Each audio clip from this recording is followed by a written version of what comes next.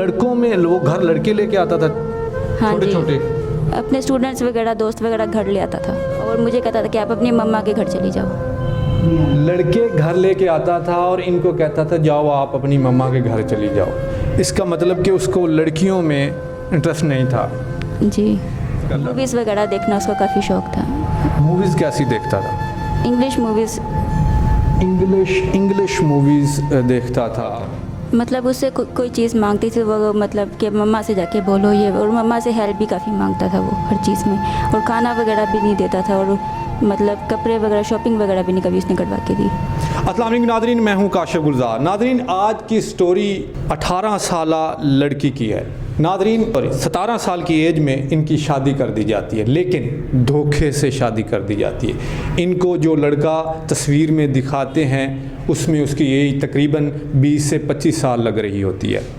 इसने रियल में लड़का नहीं देखा होता, लेकिन जब शादी के बाद ये देखती हैं तो ओवर एज था, तकरीबन 45 साल की एज थी उनकी। एक और बड़ा धोखा इनके साथ हुआ। इनको बताया गया कि लड़का पैसे कमाता है, टीचर है, कंप्यूटर पढ़ाता है, उसकी एकेडमी है, वगैरह वगैरह वगैरह, लेकिन शादी के बाद पता चला कि वो कुछ भी नहीं करता, बेरोज़गार है। इसके अलावा इसके साथ ज़्यादती भी करता था, साइको पेशेंट था, और भी बहुत सारे मिसाइल इनके साथ पेश आए। इन्हीं की ज़बानी सुनते हैं। फ़ातिमा, क्या हाल है? जी ठीक है। अच्छा फ़ातिमा, सबसे पहले तो ये बताएं कि जब आपकी शादी हुई थी तो आपने वो जो लड़का, तो मैं नहीं कहूँगा, वो बंदा आपने देखा था शादी से पहले? नहीं देखा। शादी के बाद देखा था? जी, निकाह वाले दिन देखा था। निकाह वाले दिन देखा था। तो उस टाइम इनकार नहीं किया कि मैं निकाह नहीं करती, या ये तो ओवर एज है, मुझे दिखाया कुछ है और आया कुछ है? नहीं, क्यों, क्या मजबूरी बन गई? मतलब वालदा बीमार थी तो इस वजह से।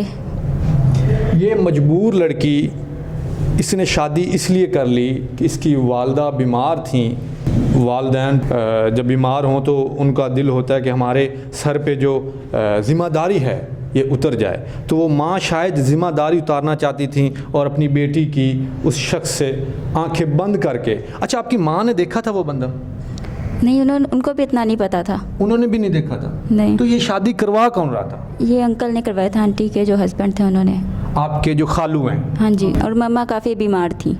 मामा बीमार थी, इसलिए उनको पता नहीं था, वो जाके रिश्ता देख नहीं सकी, तो आपके खालू ने बीच में आके ये रिश्ता करवाया। चलो आपके माँ के सर से ये जो जिम्मेदारी है ये उतर जाए, जिम्मेदारी उतारने के लिए उन्होंने। तो वो कैसा बंदा था? आप मुझे ऑफ कैमरा बता रही थी कि वो आप में इंटरेस्ट नहीं लेता था, बड़ा याश परस्त था। हाँ जी, उसको इंटरेस्ट नहीं था किसी चीज़ में।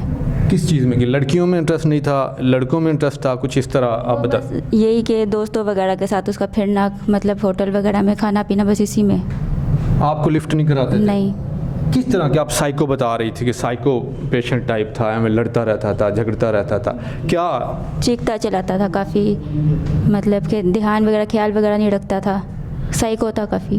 मतलब कप तोड़ दिया, प्लेट फेंक दी, गिलास फेंक दिया, ऐਵੇਂ ही ऊंचा ऊंचा बोला, आपको कहा सो क्यों रही हैं, उठ जाओ, बैठी क्यों हो, जाओ पानी ले आओ, रोटी ले आओ, इस तरह का? हाँ जी, मतलब किसी के सुनने नहीं है। सुनता ही नहीं था? नहीं। तो लड़कों में वो घर लड़के लेके आता था?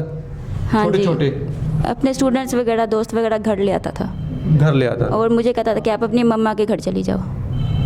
लड़के घर लेके आता था और इनको कहता था जाओ आप अपनी मम्मा के घर चली जाओ। इसका मतलब कि उसको लड़कियों में इंटरेस्ट नहीं था, जी, लड़कों में इंटरेस्ट लेता था। पार्टीज़ वगैरह में, पार्टीज़ वगैरह, लड़कों के साथ पार्टीज़ करता था। मूवीज़ वगैरह देखना उसका काफ़ी शौक था। मूवीज़ कैसी देखता था? English movies. इंग्लिश मूवीज़ देखता था। अब मैं वो लफ्ज़ यूज़ नहीं करना चाह रहा था, कोई अगर लड़कों में उसका इंटरेस्ट था तो वो किस तरह की मूवीज़ देखता होगा, आपको अंदाज़ा तो हो गया होगा। अच्छा, आपकी जो वालदा हैं वो बीमार हैं, आप बता रही थी, क्या उनको क्या मसला हुआ है? उनकी चेस्ट वगैरह में काफ़ी गिल्टी हैं, और उनके रिसोलीज वगैरह भी हैं, और उनको शुगर वगैरह भी है, काफ़ी बहुत बीमार है वो। उनके इलाज के लिए भी हेल्प चाहिए।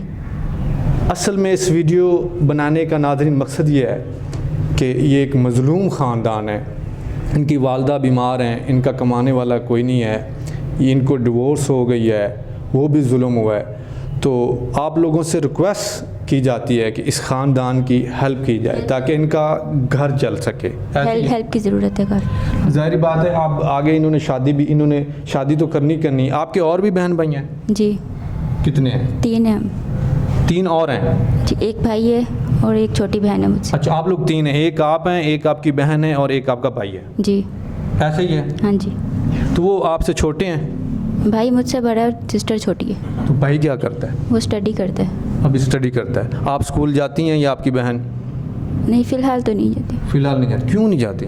हालात वगैरह ठीक नहीं है घर के हालात नहीं ठीक? जी वगैरह काफ़ी डिस्टर्ब हो गई है। जब आपकी शादी हुई थी तो आप उस टाइम स्टडी कर रही थी कि नहीं? जी उस टाइम कर रही थी।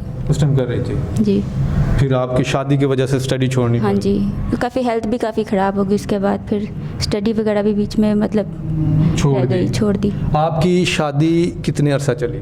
2 महीने। बस? फिर तलाक ले ली? जी उसकी हरकतें वगैरह ठीक नहीं थी, इस वजह से तलाक ली। नशे ही था? हाँ जी।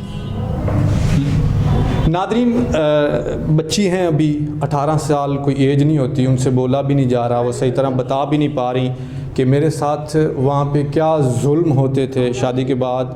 अच्छा, मुझे पता ये चला है कि आपको वहाँ पे खाना भी नहीं मिलता था, आप बीमार हो जाती थी तो आपका इलाज भी नहीं करवाता था, आपको कपड़े भी नहीं लेके देता था, आपको जूती भी नहीं लेके देता था, तो आप कहाँ से ये सारा आपका गुजारा होता?